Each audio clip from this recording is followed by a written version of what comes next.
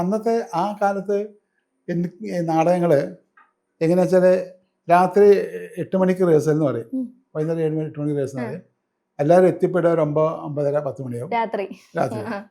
വരുമ്പം തന്നെ നമ്മുടെ തലമൂത്താളുകൾ പലരും വെള്ളത്തിലും ഇതിലൊക്കെ ആയിരിക്കും. അങ്ങനെ വന്ന് റിഹേഴ്സലൊക്കെ കഴിഞ്ഞ് അതിനെപ്പറ്റി ചർച്ച ചെയ്ത് എല്ലാം കൂടി അവിടെ മടങ്ങുമ്പോൾ ഒരു 12 മണി 1 മണിയൊക്കെ ആവും. അങ്ങനെയാണ് അവർ ആ കാലഘട്ടത്തിൽ ഉണ്ടായിരുന്ന റിഹേഴ്സൽ ക്യാമ്പുകളൊക്കെ. പക്ഷെ എന്നെ ആ സമയത്ത് അങ്ങനെ ഇരിക്കുമ്പോഴാണ് എനിക്ക് അണിയറ എന്ന് പറഞ്ഞിട്ട് നാടക സംഘമായിട്ട് ബന്ധപ്പെടുന്നത്. അണിയറ എന്ന് പറഞ്ഞാൽ ശങ്കരപ്പിള്ള സാറിൻ്റെ ഒരു നാടക കളരിയുടെ ഒരു ഭാഗമായിരുന്നു. നാടക കളരിയാണ് ശരിക്കും നടക്കുന്നത്.